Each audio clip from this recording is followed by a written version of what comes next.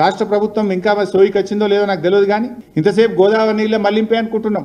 గోదావరి బనకచెర్ల ప్రాజెక్టులో కృష్ణా నీళ్ల మళ్లింపు కూడా ఉంది.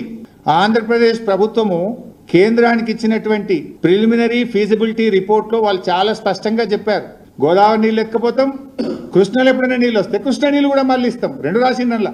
అంటే గోదావరి నీళ్ళలో తెలంగాణ గుండు కొట్టుడే, కృష్ణా నది నీళ్ళలో కూడా నాగార్జున సాగర్ కూడా లావట్కపోతాం అని చెప్పిండ్రు. That I will show.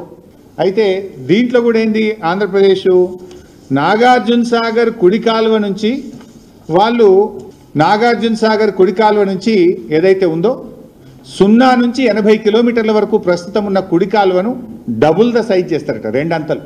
రెండు అంతలు చేసి ఆ 80వ కిలోమీటర్ దగ్గర బొల్లపల్లి అనే రిజర్వాయర్ కడుతున్నాం. ఎప్పుడైనా నాగార్జున సాగర్లో వరదలు వచ్చినప్పుడు నీళ్ళు ఎక్కువ ఉన్నప్పుడు మొత్తం నీళ్లు నాగార్జున సాగర్ నీళ్లను రోజుకు 2 టీఎంసీల చొప్పున తరలించి బొల్లపల్లిలకు పెట్టుకుంటాము అంటుంటారు. అంటే నాగార్జున సాగర్ కూడా ఖాళీ చేస్తారు అన్నట్టు.